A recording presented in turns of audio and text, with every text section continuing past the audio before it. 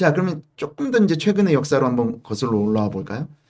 자, 여러분 이제 뉴욕에 가시면 이 자유의 여신상이 이렇게 있습니다. 이 자유의 여신상에 얽혀 있는 역사는 여러분이 아시죠? 일단 그 미국의 독립 전쟁이 끝나고 나서 프랑스가 선물로 이 엄청난 규모의 이 동상을 미국에 이제 보낸 거 아니겠습니까? 그런데 이 규모가 너무 크기 때문에 이거를 잘게 잘게 잘라서 보냈다는 거잖아요. 자, 그래 이제 잘게 잘게 잘라진 조각들이 미국에 도착했습니다. 그리고 나서 여기에 이제 철골 구조를 세워가지고 자유의 여신상 조각을 이제 붙인 거예요. 이게 이제 이렇게 된 건데, 그냥 땅에다가 이렇게 놓을 수가 없어가지고 여기 이제 구조물을 이렇게 세운 겁니다. 이렇게 밑에 이렇게 보시면 이 구조물 지지대를 세우는 거죠. 이 지지대를 세우는데 사실은 돈이 필요하지 않습니까? 여러분 가보시면 아시겠지만 이게 조그맣게 보이는 이게 지금 조그맣게 점들로 보이는 게 지금 여기에 이 관광객들이에요. 그러니까 이 구조물이 얼마나 높은지 여러분 아시겠죠? 딱 가서 보시면 거의 뭐 아파트 한 채를 보고 있는 그런 느낌입니다. 그러니까 아파트 위에 또 아파트가 올라갔다 이렇게 보시면 돼요. 자, 그러니까 일단 이 구조물을 세울 때 돈이 드는데, 일단 뉴욕시에서 돈을 낼 수가 없다. 시 자금으로는 돈을 못 내겠다. 이렇게 얘기를 한 겁니다. 그러니까 이제 문제가 발생했잖아요. 자, 그래서 이걸 어떻게 해야 되나라고 했더니, 이제 다른 시에서, 뭐, 펜실베니아라든지 이런 데서, 그러면 우리가 할게. 이렇게 이제 이야기가 된 겁니다. 그래서 조금 마음이 급해졌죠. 뉴욕 시민으로서는. 자, 그래서 그때 1885년에 이 우리 퓰리처상으로 유명한 그 조셉 퓰리처라는 분이 자유의 여신상 건립 기금을 모집하는 캠페인을 벌였습니다. 그래서 신문에다가 대대적으로 이제 광고를 한 겁니다. 조그만한 돈이라도 좋으니까 돈을 좀 후원해라. 1달러를 후원하면 6인치짜리 조각상을 드리겠습니다. 6인치짜리. 그리고 5달러를 후원하면 12인치짜리 조각상을 드리겠습니다. 이렇게 이제 뭔가를 좀 내걸고 이렇게 모금 캠페인을 벌였습니다. 여기 보시면 이게 이제 모금 캠페인이에요. 신문 일면에다가 자, 우리가 지금 이 지지대가 아직 완공이 안 됐습니다. 지지대를 완공하기 위해서 좀 후원을 해주세요. 라고 해서 캠페인을 벌였고 이제 수많은 사람들로부터 기금을 모집 받아가지고 그거를 바탕으로 이제 성공적으로 자유의 여신상에 이 자유의 여신상이 이렇게 건립이 된 거죠. 자, 여러분이 아시는 것과 조금 다르죠. 크라우드 펀딩의 역사가 이렇게 오래됐습니다. 자, 그런데 왜 우리가 최근에 들어본 걸로 생각이 되느냐? 왜냐하면 그때 당시에는 그냥 이 다수의 사람들로부터 소액을 모금했다. 요 정도만 생각했지. 그거를 뭐 용어가 없었는데 2006년에 마이클 설리반이라는 분이 이제 크라우드 펀딩이라는 용어를 처음으로 사용을 한 겁니다. 그리고 나서 인터넷을 통해서 이제 크라우드 펀딩이 아주 이제 각광을 받게 됐죠. 그리고 접근이 용이하게 됐고, 그리고 나서 전 세계적으로 이 확산이 된 게 된 겁니다. 그래서 이제 크라우드 펀딩을 최근에는 어떻게 정의하냐면 공개적으로 그리고 인터넷을 통해서 자금을 지원받는 형태라고 아예 이렇게 못 박아서 정의를 내리시는 학자분들도 이렇게 있습니다만은 아무튼 크라우드 펀딩은 이렇게 역사가 오래됐다라는 말씀을 제가 드리고요. 최근에 와서 이렇게 크게 각광받게 됐다. 여기까지 아시면 여러분이 이제 크라우드 펀딩에 대해서 웬만한 내용은 알고 계시는 겁니다. 자, 크라우드 펀딩의 주요 역사를 한번 보시면 우리가 이제 2000년부터 음악가를 후원하는 보상형 크라우드 펀딩이 시작됐고, 그리고 마이크로 파이낸스의 한 형태로 키바라는 회사가 어떻게 보면 이제 사회적 기업이죠. 키바라고 하는 사회적 기업이 만들어졌고, 그리고 2006년에 마이클 설리반이라는 분이 용어를 사용했고, 자, 그리고 영국에서 2006년에 대출형 크라우드 펀딩이 나왔고요. 2008년에 여러분 잘 아시는 인디고고라든지 2009년에 킥스타터라든지 이런 아주 유명한 크라우드 펀딩 웹사이트들이 이제 나타났고 2010년에는 보상형 크라우드 펀딩뿐만 아니라 지분 투자형 크라우드 펀딩까지 이렇게 나타나게 됐습니다.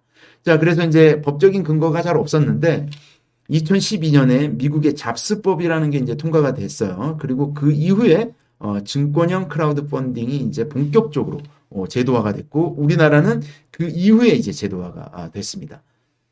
자, 크라우드 펀딩의 규모를 한번 볼까요? 규모를 보시면 이 엄청난 규모죠. 90빌리언입니다. 그러니까 우리 돈으로 따지면 약 한 100조 정도 될까요? 100조 정도 된다고 보시면 될 것 같아요.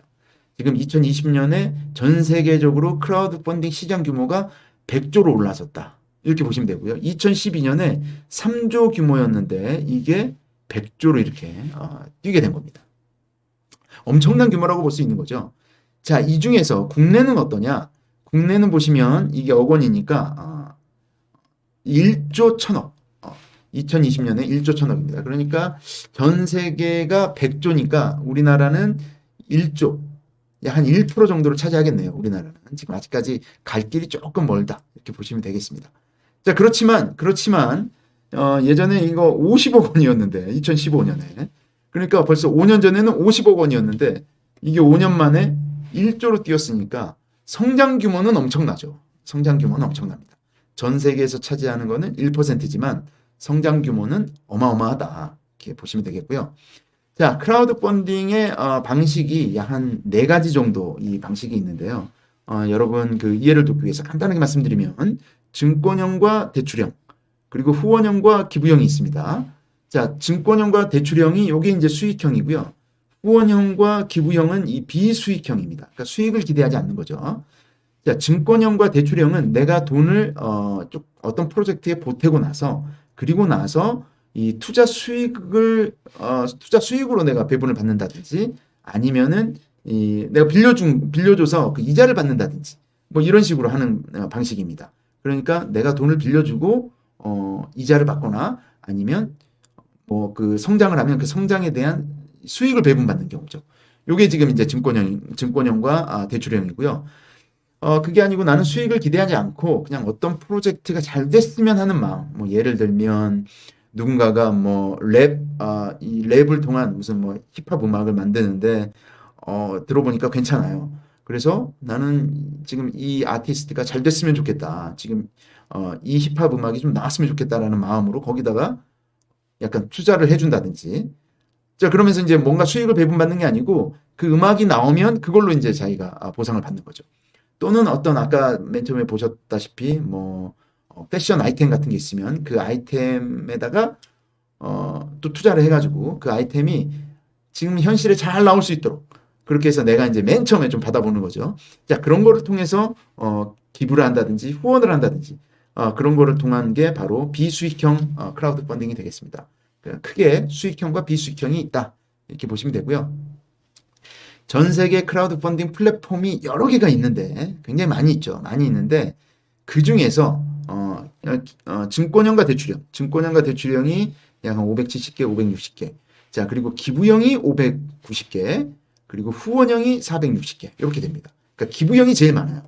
조금 안타까운 마음에서 기부를 하는 거죠. 우리 지난번에 미국에서도 그 뭐 블랙 라이프 매터스라는 운동이 한참 될 때 그때 그 경찰한테 이렇게 어떻게 보면 과잉 진압을 받은 그분을 도와주는 이런 그 크라우드 펀딩 웹사이트가 개설돼 가지고 거기에 많은 사람들이 기부를 했다는 거 아니겠습니까? 자, 이런 게 이제 바로 기부형 크라우드 펀딩이죠. 이런 펀딩 플랫폼이 제일 많고요. 그다음에 이제 수익형이 그다음. 그리고 후원형이 이제 제일 마지막인데 지금 우리는 이제 후원형을 좀 보려고 합니다. 자, 후원형 크라우드 펀딩 영어로는 이제 리워드 형태입니다. 리워드 형태는 뭐냐면 이 기업이나 창작자가 다수의 대중으로부터 투자금을 조달받아서 그렇다고 해서 그 투자금으로 뭐 투자 이익을 대중한테 돌려주진 않지만 대신에 내가 만든 창작물로서 투자자들에게 먼저 그 제품이나 서비스를 제공을 해주는 거죠. 내가 만든 가방을 보내준다거나 내가 만든 제품을 뭐 먼저 보내준다거나 또는 아니면 좀 디스카운트된 가격으로 보내준다거나 이런 게 이제 후원형 크라우드 펀딩의 베네핏입니다.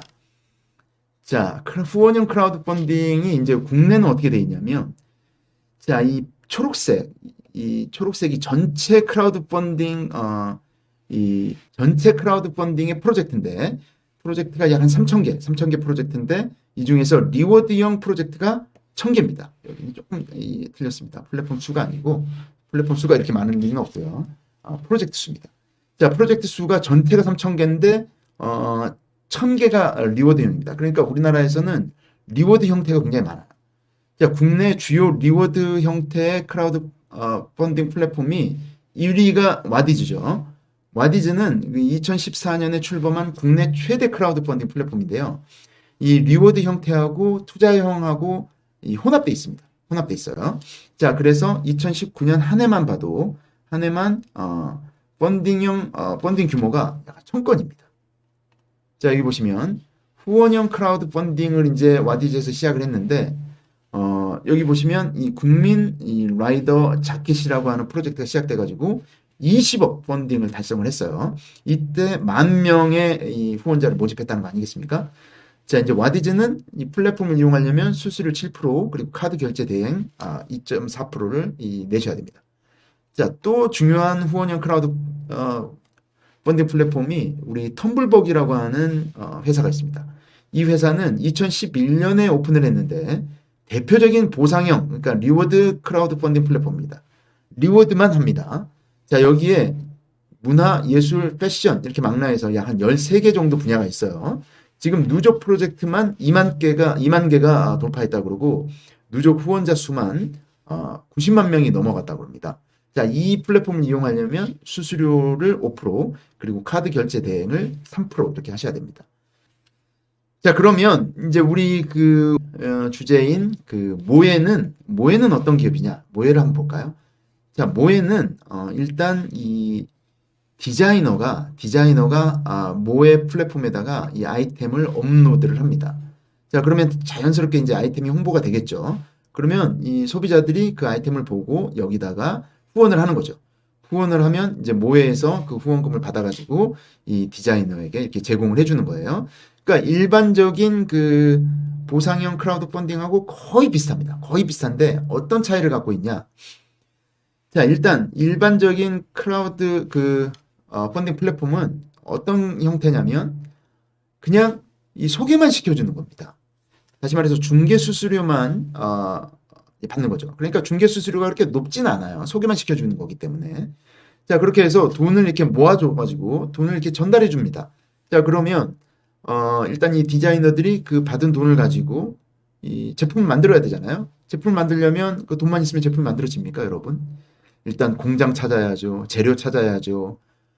뭐 얼마나 많은 이 어려운 점이 있습니까? 그런데 여러분이 신진 디자이너라고 생각해 보세요. 그냥 컨셉만 있어요. 한 번도 뭐 옷을 만들어 본 적은 없습니다. 그냥 옷을 그려는 봤죠. 자, 그런데 디자인은 좋은데 옷을 어디서 만드는지 몰라요. 여러분이 어디 공장이 좋은지, 어떤 이 자재를 써야 되는 건지, 또 누구를 만나야 되는 건지 모르지 않습니까? 자, 그런데 돈만 있다고 그래서 그 돈을 가지고 그 사람들을 다 만나러 다니고 얼마나 힘든 일입니까? 자, 이 힘든 일을 크라우드 펀딩 플랫폼에서는 해주지를 않는 거죠. 누가 하느냐? 디자이너가 직접 하는 거죠. 자, 그런데 모에는 생각해 보기를 디자이너가 돈만 있다고 해서 이게 디자인이 완성되는 건 아니다. 돈 이외에 그런 잡다한 실제로 제품이 생산되기까지 나오는 그 무수한 과정이 필요하다는 거죠. 이 과정을 모에에서 대행해 주겠다는 겁니다. 이게 얼마나 대단한 일입니까?